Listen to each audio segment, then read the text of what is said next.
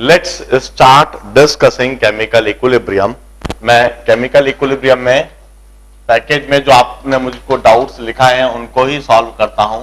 Chemical equilibrium का problem for practice part पर से डिस्कशन कराऊंगा और प्रॉब्लम नंबर जो मुझको लिखवाए हैं 5th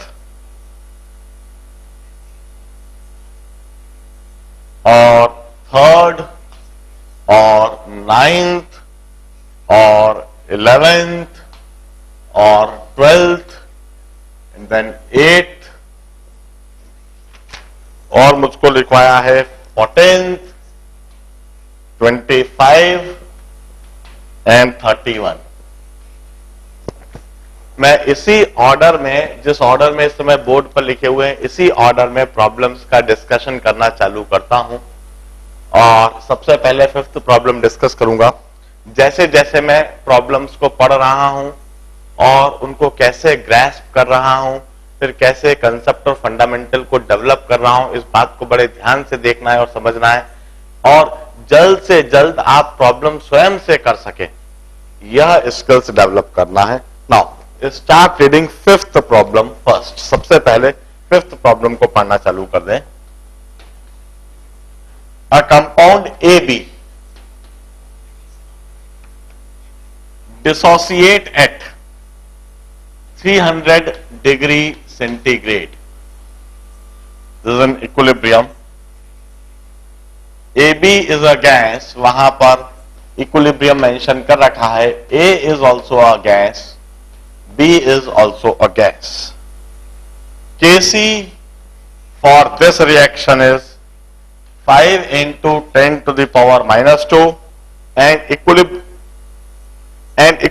concentration of A is 0.03 moles per liter.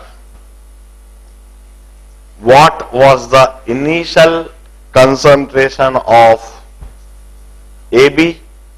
Calculate partial pressure of each gas and hence calculate Kp. Verify the value of Kp derived as above from its agreement with Kp equal to Kc into RT to the power delta Ng. देखिए, first of all, whatever may be initial condition, initially we may have some moles of AB and 0 moles of A and 0 moles of C initially. At equilibrium, they says that the equilibrium concentration of A 0.03 mole पर litre, वो ऐसा कहते हैं। मगर हम इस बात को अच्छी तरह से जानते हैं, according to reaction, if 1 mole of A dissociate, 1 mole of A and 1 mole of B would be form. जितने मोल्स ए के बनेंगे उतने ही मोल्स बी के भी बनेंगे। तो जितना कंसंट्रेशन ए का होगा इक्विलिब्रियम पर, उतना ही कंसंट्रेशन इक्विलिब्रियम पर बी का भी होगा। इस बात को हम अच्छी तरह से जानते हैं। तो ए का जो इक्विलिब्रियम कंसंट्रेशन दे रखा है, मैं वही कंसंट्रेशन बी का भी इक्विलिब्रियम पर लिख देता हूं। अब इस रिएक्शन के लिए equilibrium constant should be defined like this. इस रिएक्शन के लिए इक्विलिब्रियम कांस्टेंट इस तरह से डिफाइन करेंगे, active mass of A into active mass of B upon active mass of A B. इस इक्विलिब्रियम कांस्टेंट की जगह पर मैं ए का इक्विलिब्रियम कांस्टेंट की जगह पर मैं इसकी यह वैल्यू सब्स्टिट्यूट कर देता हूं। एक्टिव मास ऑफ ए की जगह पर मैं ए का कंसंट्रेशन सब्स्टिट्यूट कर देता हूं। एक्टिव मास ऑफ बी की जगह पर मैं बी का कंसंट्रेशन सब्स्टिट्यूट कर देता हूं और एक्टिव मास ऑफ AB की जगह पर AB। ध्यान रहे इस रिएक्शन के लिए डेल्टा Ng की वैल्यू +1 है। डेल्टा Ng की वैल्यू +1 होने से Kc का यूनिट हम मोल पर लीटर कहेंगे। तो Kc का जो यूनिट है वह यूनिट भी इसके साथ ही लिखता हूं, 5 × 10⁻⁻2 मोल पर लीटर, यह यूनिट जरूर लिख देता हूं। अब 1 मोल पर लीटर कैंसिल हो जाता है और AB का इक्विलिब्रियम पर एक्टिव मास, मतलब AB का इक्विलिब्रियम पर कंसंट्रेशन हमें मिल जाता है 0.03 इंटू 0.03 मोल पर लीटर अपॉन 0.05। यह AB का इक्विलिब्रियम कंसंट्रेशन होता है, जिसमें इसे हम लिख सकते हैं 0.09 अपॉन 5 मोल पर लीटर और 0.018 मोल पर लीटर। इस तरह से हमें इक्विलिब्रियम पर AB का कंसंट्रेशन मिल गया। इक्विलिब्रियम पर AB का कंसंट्रेशन है 0.018 मोल पर लीटर। अब जो उनने पूछा है what is initial concentration of AB। Equilibrium पर A का कंसंट्रेशन है 0.03, B का भी कंसंट्रेशन है 0.03। इस कंसंट्रेशन को डेवलप करने के लिए एक बात पक्का है, AB के 0.03 मोल ही डिसोसिएट हुए होंगे। मेरे इस लॉजिक को, इस कंसेप्ट को बड़े ध्यान से समझो। 1 मोल AB का जब डिसोसिएट होता है तो 1 मोल A का मिलता है और 1 मोल B का मिलता है। 0.03 मोल हमें A के मिले हुए हैं, 0.03 मोल ही हमें B के मिले हुए हैं, तो निश्चित 0.03 मोल AB के डिसोसिएट हुए होंगे। इसका मतलब इनिशियली AB के मोल्स रहे होंगे 0.048 मोल्स पर लीटर। मैं कहता हूं initial active mass of AB must be 0.048 moles per litre. यह इनिशियल AB का कंसंट्रेशन रहा होगा, जिसमें से 0.3 मोल डिसोसिएट हो गया होगा। 0.3 मोल के डिसोसिएट हो जाने से 0.03 मोल डिसोसिएट हो गया होगा। 0.03 मोल के डिसोसिएट हो जाने से 0.03 मोल A के और 0.03 मोल B के बन गए होंगे और वहां पर बचे रह गए होंगे AB के 0.018 मोल। इस कैलकुलेशन के द्वारा हमने इनिशियल AB का कंसंट्रेशन समझ लिया। अब इसके बाद अगला पार्ट बड़े ध्यान से समझना। Calculate partial pressure of each gas, hence calculate Kp। हम पहले partial pressure of each gas निकालेंगे और फिर Kp। मैं थोड़ा space, I simply need to make some space on the board.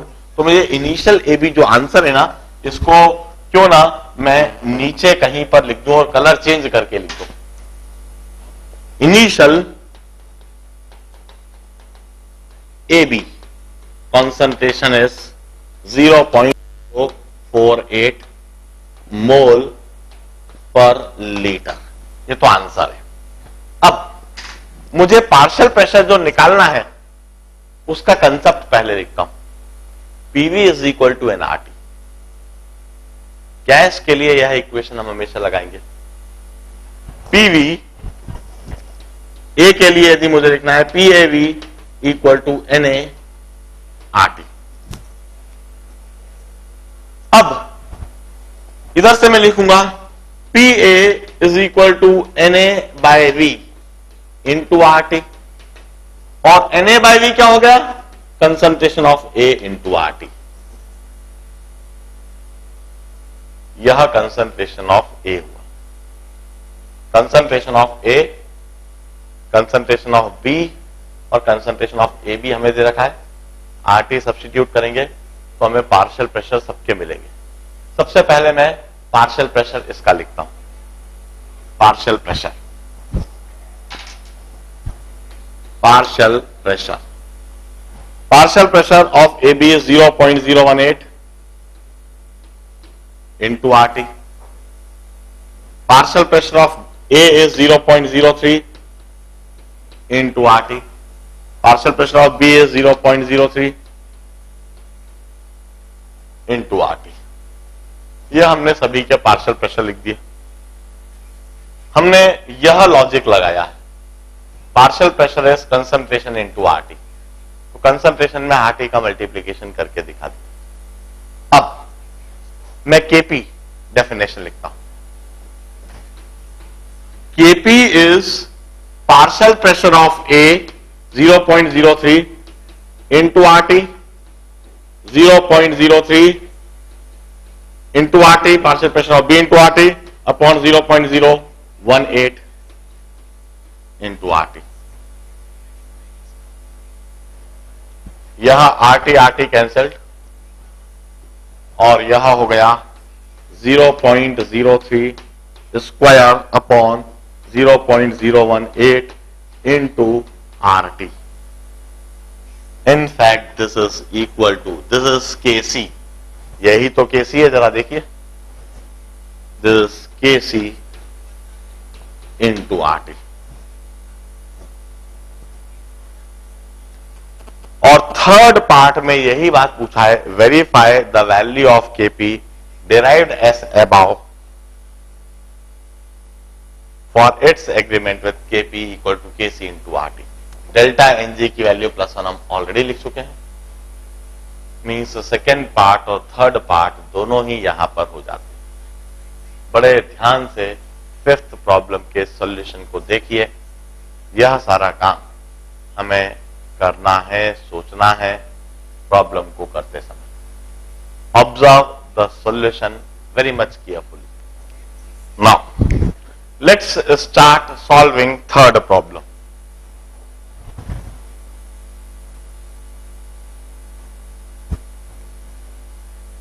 In an equilibrium, A plus E. In equilibrium with C and D, the initial concentration of A was 3 times to that of B. At equilibrium, the concentration of C was found to be equal to concentration of B. Calculate Kc. Now, this is a very interesting situation. बड़ा ध्यान से फिर दोबारा हम problem को पढ़ते हैं और अब जो पढ़ते हुए जो हम पढ़ रहे हैं उसको लिखते जाएंगे। In an equilibrium A plus B giving you C plus D, the initial concentration of A was 3 times to that of B. मान लीजिए A का इनिशियल कंसंट्रेशन A0 है, तो concentration 3A0. The concentration of A was 3 times to that of B, और COD initially 0 इसका मतलब। At equilibrium, the concentration of C was found to be equal to equilibrium concentration of B. अब मैं सबसे पहले ये तो इनिशियल कंडीशन बोल देता हूं, अब इक्विलिब्रियम कंडीशन बोलता हूं। इक्विलिब्रियम पर मान लीजिए x मोल्स A और B के रिएक्ट करे, B के यदि x मोल रिएक्ट करे तो बचे रह जाएंगे A0 माइनस x। तो A के भी x मोल ही रिएक्ट करेंगे, क्योंकि 1 मोल B का हमेशा 1 मोल A से रिएक्ट करता है। तो x मोल B के रिएक्ट करेंगे x मोल A से, तो यह 3A0 माइनस x, इतने मोल्स A के बचे रह जाएंगे। अब आप जरा सोचिए, A और B के हमेशा 1 मोल रिएक्ट करते हैं, तो C और D के 1-1 मोल ही बनते हैं। तो x मोल A के भी रिएक्ट करे हैं, x मोल B के भी रिएक्ट करे हैं, तो x मोल C के रिएक्ट करेंगे और x मोल C D के भी बन जाएंगे। यह इक्विलिब्रियम कंसंट्रेशन होएगा ए बी सी डी का। अब उन्हें क्या कहा है, at equilibrium the concentration of C, the concentration of C is X, it's found to be equal to equilibrium concentration of B, it's equal to A naught minus X. Concentration of C is equal to concentration of B at equilibrium, यह हमने दे रखा है। इसका मतलब है 2x is equal to A naught, इसका मतलब x is equal to A naught by 2। तो इक्विलिब्रियम पर कंसंट्रेशन अब मैं लिखूंगा 3a naught by 2 means 5a naught by 2, और इसका a नॉट बाय 2, और इसका a नॉट बाय 2, और इसका a naught by 2। This is equilibrium concentration. अब उन्होंने पूछा है what is the value of Kc, तो Kc की वैल्यू इक्विलिब्रियम कांस्टेंट हम डिफाइन करते हैं active mass of C into active mass of D upon active mass of A into active mass of B। तो Kc की जगह पर अब मैं लिखूंगा C का active mass that is A naught by 2, B का active mass that is A naught by 2, A का active mass that is 5A naught by 2, B का active mass that is A naught by 2, A naught by 2, A naught by 2 cancelled, here A naught cancelled, by 2 cancelled, so Kc comes out to be 1 by 5 or 0.2. In this manner you should solve the third problem. Now start reading ninth problem. मैं ninth problem solve करूंगा, इसको note down करो और ninth problem read करना चालू करो। Let's solve ninth problem now. The degree of dissociation of HI is 22% at 448 degrees centigrade. If initial moles of HI taken are 2.4, calculate number of moles of hydrogen, iodine and HI at equilibrium. Now this is the reaction given. Twice HI in equilibrium with hydrogen and iodine. HI is a gas, hydrogen is a gas, iodine is a gas. Its degree of dissociation is 22% at 448 degrees centigrade. If initial moles of HI taken are 2.4, hydrogen और iodine नहीं लिए गए हैं, calculate the moles of hydrogen, iodine and HI at equilibrium. देखिए इस case में तो कुछ भी करना ही नहीं है, कोई खास डेफिनेशन नहीं है, सिर्फ डिग्री ऑफ डिसोसिएशन की डेफिनेशन लगानी है कि डिग्री ऑफ डिसोसिएशन होता है the moles dissociated out of every one mole. 22% दे रखा है, इसका मतलब है डिग्री ऑफ डिसोसिएशन है 0.22। 100 लेंगे तो 22 मोल डिसोसिएट होंगे, 1 मोल लेंगे तो उसमें 0.22 मोल्स डिसोसिएट होंगे। तो इक्विलिब्रियम पर 2.4 मोल्स यदि लिए गए हैं तो 2.4 मोल में से 2.4 इंटू अल्फा मोल्स डिसोसिएट हो जाएंगे। 1 मोल में से अल्फा मोल डिसोसिएट होते हैं तो 2.4 मोल्स में से 2.4 इंटू अल्फा मोल्स डिसोसिएट होंगे। तो इतने मोल्स HI के इक्विलिब्रियम पर बचे हुए दिखेंगे और 2 मोल HI के डिसोसिएट होते हैं तो 1 मोल हाइड्रोजन का मिलता है। तो 2.4 इंटू अल्फा मोल यदि डिसोसिएट होंगे तो 2.4 इंटू अल्फा बाय 2 मोल्स मिलेंगे और आयोडीन के भी 2.4 इंटू अल्फा बाय 2 मोल्स मिलेंगे। अब अल्फा की वैल्यू रख देते हैं, बस इधर हम लिखेंगे 2.4 इंटू 1 माइनस 0.22, इधर हम लिखेंगे 2.4 इंटू 0.22 अपॉन 2, इधर भी लिखेंगे 2.4 इंटू 0.22 अपॉन 2।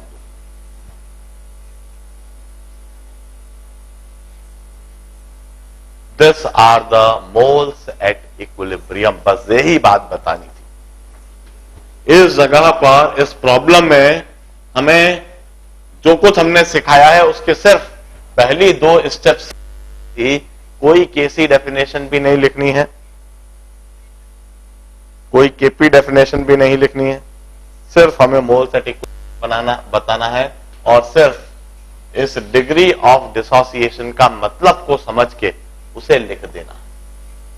22% यदि डिग्री ऑफ डिसोसिएशन दे रखा है, मतलब 100 मोल में से 22 मोल्स डिसोसिएट होंगे। इसका मतलब 1 मोल में से 0.22 मोल्स डिसोसिएट होंगे।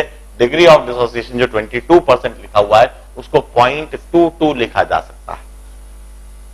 और फिर हम कहेंगे कि 1 मोल में से अल्फा मोल डिसोसिएट होंगे, तो 2.4 मोल में से 2.4 इंटू अल्फा मोल डिसोसिएट हो जाएंगे। तो जो बचे रह जाएंगे वो 2.4 माइनस 2.4 अल्फा, या फिर इसको मैं ऐसे लिख दिया 2.4 इंटू 1 माइनस अल्फा, 2.4 कॉमन निकाल के। तो इस तरह से इसके इतने मोल्स बचे रह जाएंगे इक्विलिब्रियम। अब 2 मोल HI से 1 मोल हाइड्रोजन मिलता है, तो 2.4 इंटू अल्फा मोल से 2.4 इंटू अल्फा बाय 2 मिलेगा। आयोडीन का भी 2.4 इंटू अल्फा बाय 2। इतने मोल्स हाइड्रोजन के और इतने मोल्स आयोडीन के मिलेंगे। इक्विलिब्रियम पर इतने हाइड्रोजन के मोल्स, इतने आयोडीन के मोल्स मिल जाएंगे। यही बात हमें वहां पर लिखनी थी। ध्यान से इस प्रॉब्लम के सॉल्यूशन को देखकर अब 11th प्रॉब्लम पढ़ना चालू करते हैं। 11th प्रॉब्लम ध्यान से पढ़ते। The equilibrium constant Kc for this reaction. एक रिएक्शन दे रखी है, carbon monoxide, it's a gas, H2O, this is also a gas, and hydrogen, this is a gas, and carbon dioxide, this is a gas.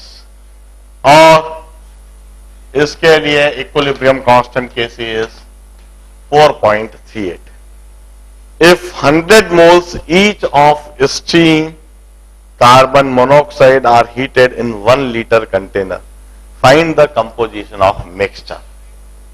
Initially 100 moles carbon monoxide के लिए, 100 moles steam के लिए, इन दोनों के 0 moles हैं और volume है 1 litre. 1 litre container. Find the composition of mixture at equilibrium. अब देखिए, इक्विलिब्रियम पर मैं कहता हूं 100 माइनस एक्स मोल्स रिएक्ट कर गए, तो इसके भी एक्स मोल्स रिएक्ट करेंगे क्योंकि एक्स मोनोऑक्साइड का रिएक्ट करता है, तो एक्स मोल स्टीम का रिएक्ट करता है। तो एक्स मोल्स वहां पर हाइड्रोजन के और एक्स मोल्स वहां पर कार्बन डाइऑक्साइड के, क्योंकि इन दोनों के 1 मोल रिएक्ट करते हैं तो इन दोनों के भी 1-1 मोल ही बनते हैं। तो इन दोनों के लिए XX मोल्स रिएक्ट करें तो इन दोनों के XX बन जाएंगे। तो इक्विलिब्रियम पर कॉन्सेंट्रेशन जो मैं लिखूंगा तो वह कॉन्सेंट्रेशन इतना ही लिखा जाएगा, 100 minus x upon 1 litre, 100 minus x upon 1 litre, इधर भी x अपॉन 1 लीटर, इधर भी x अपॉन 1 लीटर। अब Kc की डेफिनेशन लगा देता हूं। Equilibrium constant K is active mass of hydrogen into active mass of carbon dioxide upon carbon monoxide into H2O। अब मैं Kc की जगह Kc की value 4.38 is equal to hydrogen की जगह पर x/1, कार्बन डाइऑक्साइड की जगह पर x/1 और इसकी जगह पर 100 माइनस x/1 और इसकी जगह पर भी 100 minus x/1। So 4.38 is equal to x square upon 100 minus x whole square. Under root कर दीजिए आप तो सीधा, रेसिप्रोकेट भी कर दीजिए। 1 upon under root of 4.38 is equal to 100 minus x upon x और 100 बाय x माइनस, यार 1 upon under root of 4.38 plus 1 is equal to 100 upon x और x is equal to 100 upon 1 by under root of 4.38 plus 1. Solve for x. x के लिए solve कर लीजिए इस तरह से। पूरे प्रॉब्लम के सॉल्यूशन को बड़े ध्यान से देखिए। This is 11th problem. Let's solve 12th problem.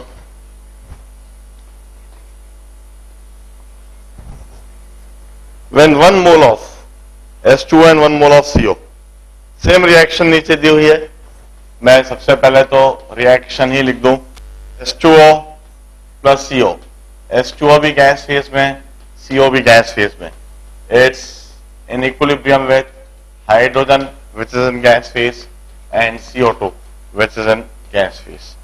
1 mole of H2O and 1 mole of CO are heated at 1000 degree centigrade in a closed vessel having volume 5 liter. It is found that 40% of H2O react at equilibrium according to this reaction.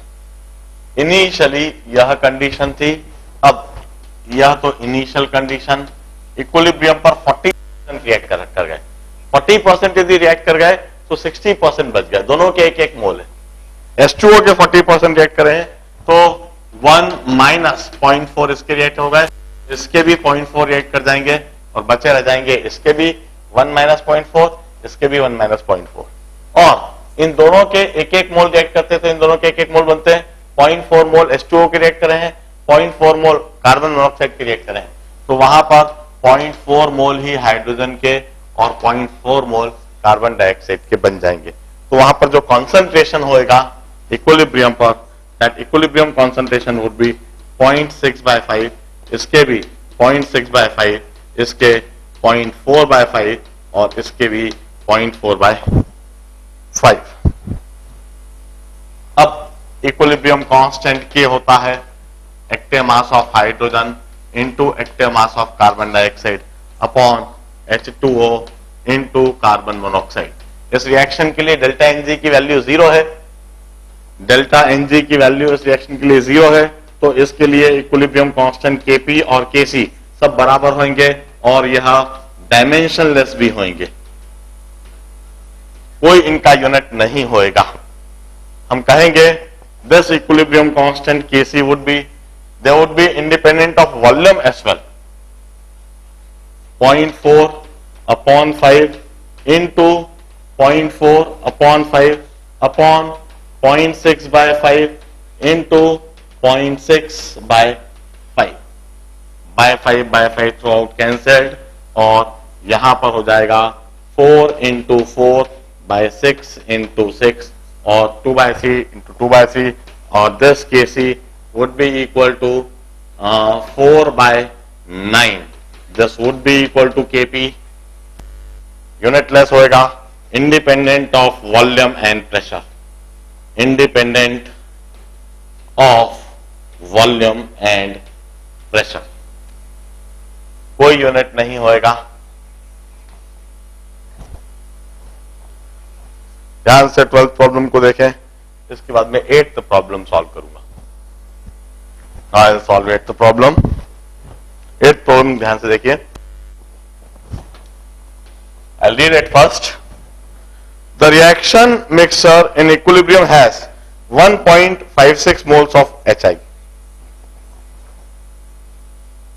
मैं जो reaction उनने problem में mention कर रखी है उसको पहले लिख देता हूं,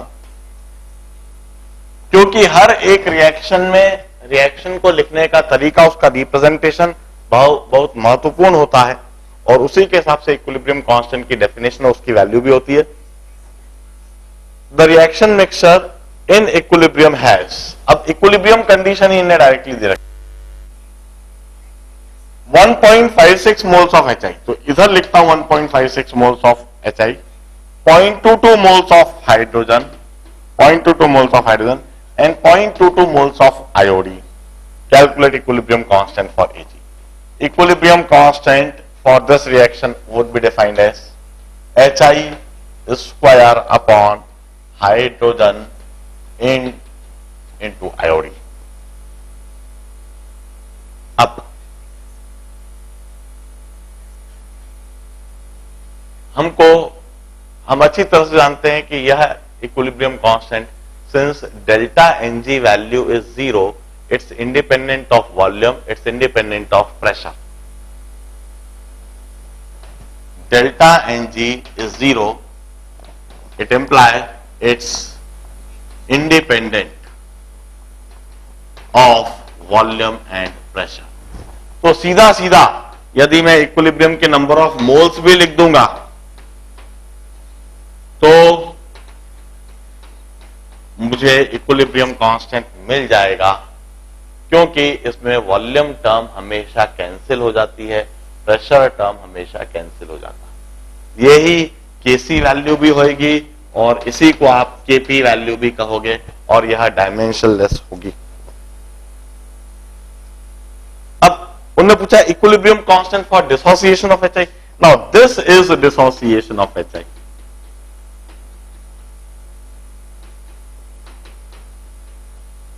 this is dissociation of H I. इसकी रिवर्स रिएक्शन, इसका इक्विलिब्रियम कांस्टेंट के डैश होएगा, this would B hydrogen into iodine upon H I square and this would B reciprocal of that previous equilibrium constant K। और यदि हम reaction को ऐसे लिखें,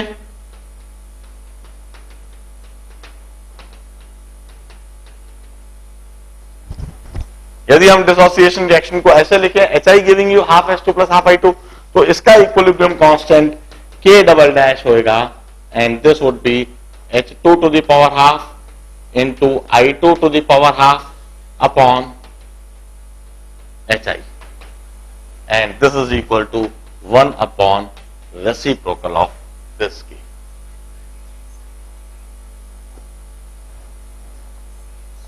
अभी तक जितने भी प्रॉब्लम हमने डिस्कस करे हैं, खास बात, all those problems were over delta Ng is equal to 0।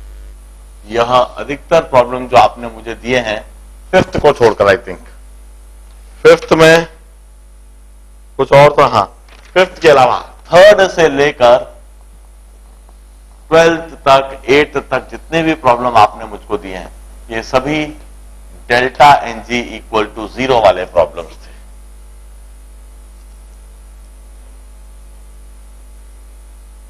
यहां टाइप 1 रिएक्शन पर प्रॉब्लम्स थे।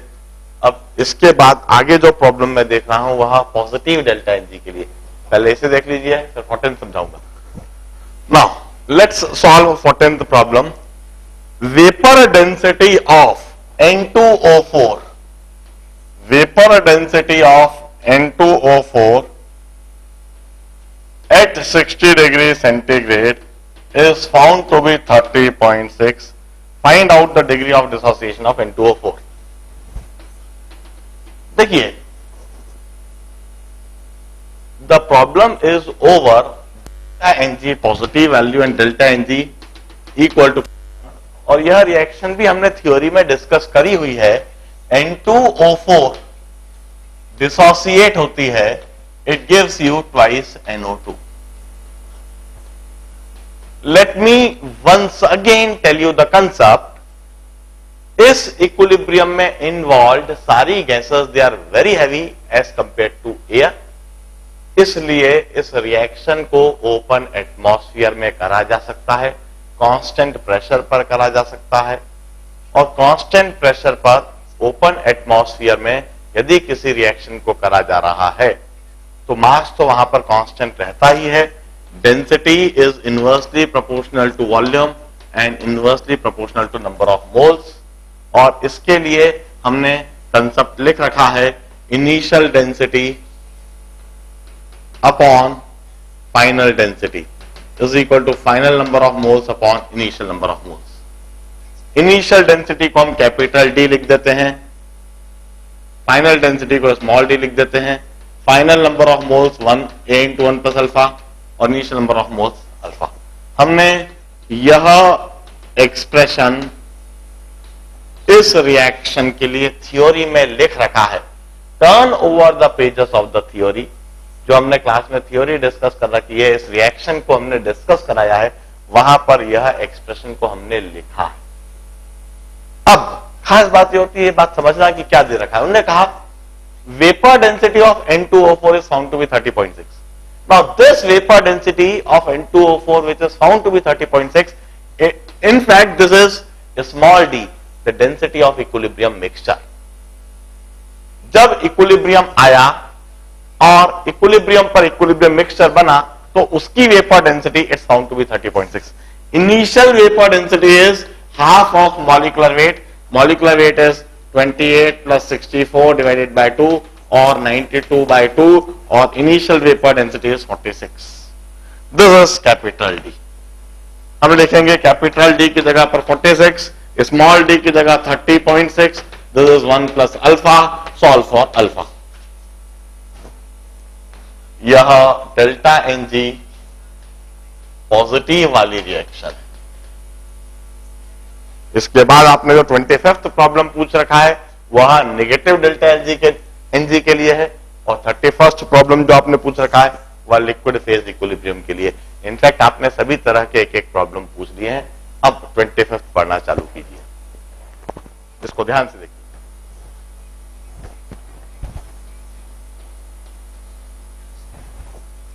Now let's start reading 25th problem. Equal quantities of CO and Cl2 allowed to attain the equilibrium. CO and Cl2 और दोनों में reaction जो हो रही है वह दे रखी है. डेल्टा Ng इक्वल टू -1 साफ दिख रहा है into 50 ml flask at 27 degree centigrade equilibrium mixture contained. अरे तो सिंपल है यार, सीधा सीधा उन्होंने कंसंट्रेशन दे रखा है. COCl2 का 0.15 मोलर, कार्बन मोनोऑक्साइड का 0.05 मोलर और क्लोरीन का 0.05 मोलर. केसी पूछा है तो केसी इक्विलिब्रियम कांस्टेंट के होएगा active mass of COCl2 upon active mass of CO into active mass of Cl2. ये होएगा इस रिएक्शन के लिए. तो केसी की जो वैल्यू होगी दैट इज COCl2 की जगह 0.15 मोलर और CO की जगह 0.05 मोलर और Cl2 की जगह पर भी 0.05 मोलर. एक मोलर से एक molar cancelled and Kc value is ये 0.05 से 0.05 कैंसल्ड. सो 15 अपॉन 5 इंटू 5 इंटू 100 पर मोलर. तो मैं इसको 3 से काट देता हूं और इसको 20 से काट देता हूं. Kc comes out to be 60 per molar. इस रिएक्शन के लिए डेल्टा Ng वैल्यू इज -1. बस यही करना था. ध्यान से देखें और इसका 31st प्रॉब्लम करेंगे. Now 31st problem.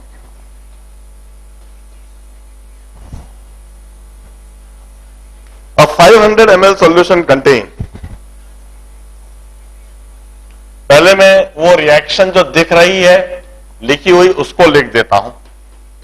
Acetic acid दिख रहा है, मिथाइल अल्कोहल दिख रहा है और CH3 COO CH3 बना हुआ दिख रहा है और H2O. ये सारे लिक्विड से मैं जानता हूं.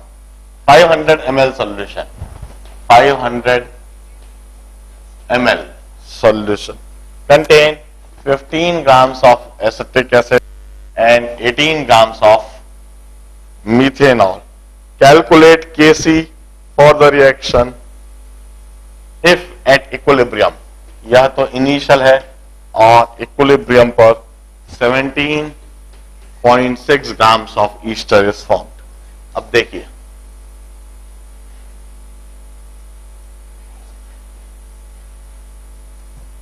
सबसे पहले ग्राम्स में यदि कोई डेटा दे रखा है तो वो किसी काम का नहीं होता है, उसको मोल्स में कन्वर्ट करना ही पड़ता है.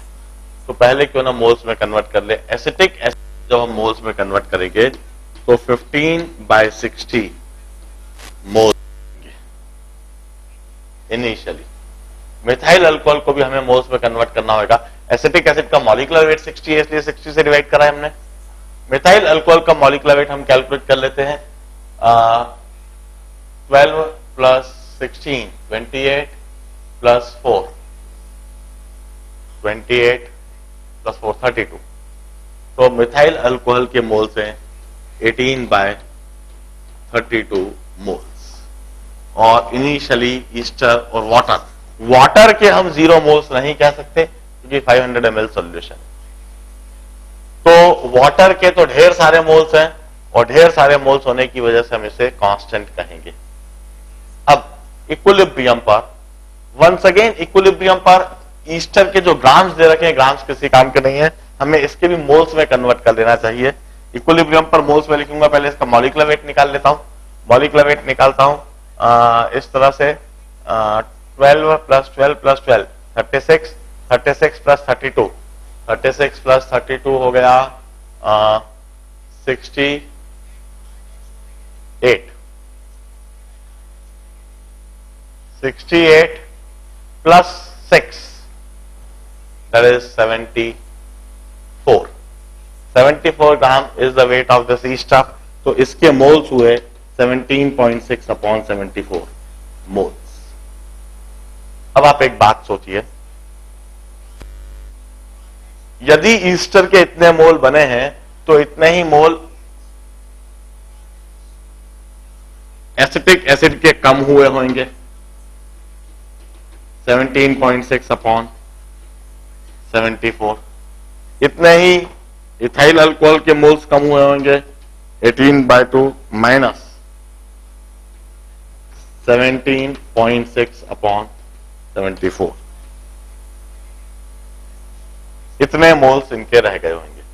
अब वॉल्यूम 500 ml दे रखा है, तो वॉल्यूम 0.5 लीटर हो गया, तो इक्विलिब्रियम कंसंट्रेशन लिखा जा सकता है। Equilibrium concentration would be 15/60 minus 17.6/74 upon 0.5 litre. इसके भी 18/32 माइनस 17.6/74 अपॉन 0.5 लीटर, और इसके भी 17.6/74 अपॉन 0.5 लीटर। इस तरह से हमने इक्विलिब्रियम कॉन्सेंट्रेशन लिख लिए। अब हम इक्विलिब्रियम कांस्टेंट K डिफाइन करेंगे। Equilibrium constant K must be defined like this: